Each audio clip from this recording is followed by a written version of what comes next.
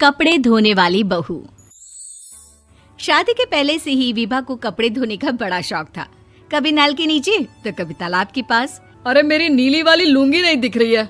विभा की अम्मा, कहाँ रखी है लुंगी? अरे वो तो विभा ने परसों ही धोकर रखी थी आपकी अलमारी में, देखो वहीं होगी। वो ना मैंने आज धो दी, मुझे लगा कि गंदी हो गई होगी।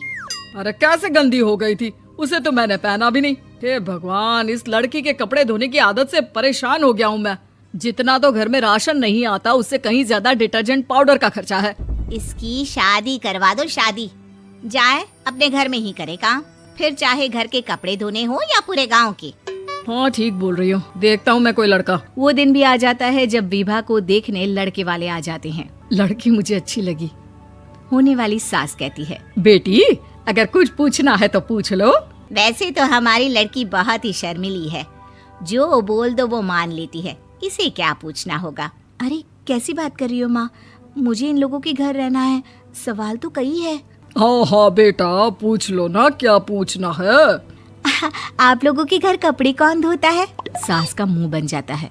देखो, अगर तुम ये कहना चाहती हो कि तुम्हें कपड़े धोने नहीं आते तो सुन लो, कपड़े मैं ही धोती हूँ, लेकिन तुम्हारे आ जाने के बाद मैं रुमाल तक नहीं धोऊंगी। अरे चुप रहना भाग्यवान, बहू बेचारी घर आई नहीं, उसे डराना शुरू कर दिया।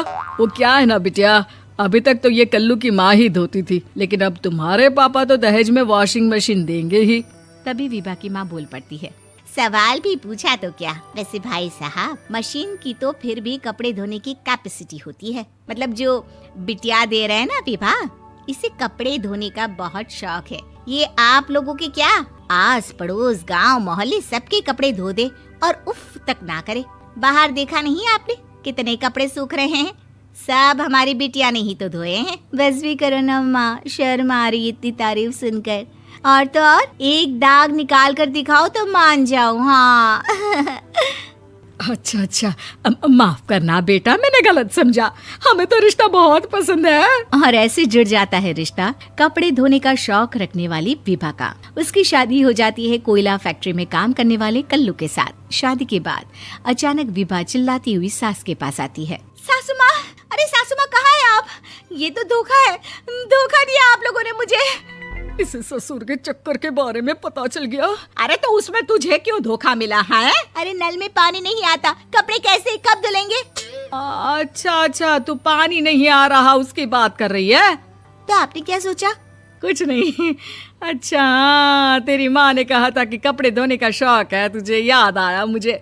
शौक बोलकर कपड़े धोने वाले मेरे जुनून को कम ना आके सासू माँ, कपड़ा धोना मेरा गुरूर है।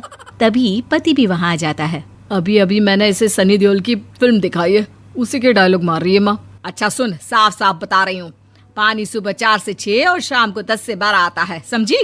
विभा टाइमिंग सुनकर हैरान हो जाती है। ये क्या भूतों का मोहल्ला है? सुबह 4 बजे उठकर कौन कपड़े धोता है? 4 बजे टंकी में पानी जाता है, फिर सारा दिन धोना ना, किसने मना किया? अरे कैसी बात कर रही हैं? 200 लीटर की टंकी में कितने कपड़े धो लूंगी मैं? सुबह ही उठ जाऊंगी मैं। अब क्या था, विभा सुबह 4 से लेकर रात के 12 बजे तक कपड़े ही धोती रहती। एक रोज सास पड़ोस से निकलकर कहीं जा रही होती है कि साथ वाली कहती है, हाँ कल्लू की माँ, जरा ये बताओ कि 2 साड़ी है, 2 ब्लाउज और एक पेटीकोट और एक नाड़े वाला लंबा कच्छा। हाँ तो? अरे तो क्या, कितना लोगी धुलाई ये बताओ। धोबन दिख रहे हैं हम क्या? हमारे पति सरकारी नौकरी से अभी रिटायर हुए हैं और बेटा सुपरवाइजर है कोयला फैक्ट्री में। धोबन समझ रखा है हमें। हाय रे कल्लू की अम्मा, माफ कर दो, वो तो मोहल्ले में यही सब बता रहे थे कि तुमने बहू को कपड़ा धुलवाने के काम में लगा दिया है। सास को पड़ोसन की बात सुनकर गुस्सा आ जाता है। वो घर पहुंचती है जहां घर के बाहर ही इतने सारे कपड़े सूख रहे होते हैं जितने कि किसी धोबन के घर पर। अरे ओ कल्लू की दुल्हन, बाहर निकल। माँ जी यहीं आ जाओ, बाथरूम में चादर धो रहे हैं हम। अरे अभी हम धोते हैं, तुमको बाहर निकलो। ये आस पड़ोस वाले बोल रहे हैं कि हम बहू से कपड़े धुलवा कर उसे कपड़ा धोने वाली बना दिए हैं। अरे छोड़ो ना माँ जी, किन लोगों की बातों में आती हो?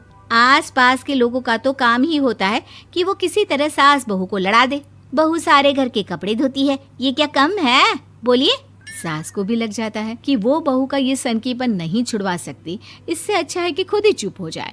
एक रोज सास और बहू मंदिर जाते हैं, जहाँ सास की साड़ी वहाँ खड़ी भीख मांगने वाली से मिलती है। माँ जी क्या बात है, आप आपकी साड़ी उस भिखारन से कितनी मिल रही है ना? हाँ हाँ देखो तो, दोनों की साड़ी मिल रही है। क्या बात है कल्लू की अम्मा, तुम खुद को तो अफसर की बीवी बताती हो और ऐसी सिंपल सी प्लेन साड़ी पहनकर घूमती हो। सिंपल और प्लेन नहीं है ये साड़ी। तो क्या सोने के धागे से फूल बने हैं? कुछ भी सासू माँ, कुछ भी। हाँ, बने थे इस साड़ी में सोने के धागे से फूल। मेरे पति लेकर आए थे मद्रास से स्पेशली मेरे लिए 10,000 की। ताहे भाई साहब इस भिखारन के लिए भी सेम टू सेम साड़ी लेकर आए होंगे 10,000 की। सास उस वक्त तो कुछ नहीं कहती, लेकिन बहू के साथ घर आती है और अलमारी से एल्बम निकाल कर लाती है। ये साड़ी देख रही है, ये वही साड़ी है जिसे मैंने अभी पहना था। इस साड़ी में ये जो चमकदार फूल दिख रहे हैं ना, ये सोने के धागों से काढ़े गए हैं। लेकिन तू लोकल वॉशिंग मशीन ब्रश से घिस घिस कर सारे फूलों को निकाल कर साड़ी प्लेन कर दी। मुझे माफ कर दीजिए सासू माँ। और तो और, जब मैंने तुझे तेरी गलती के लिए कुछ नहीं कहा, लेकिन तूने तो सबके सामने मेरा मजाक ही बना दिया। क्यों? बहू को समझ में आ जाता है कि अब से उसका कपड़े धोना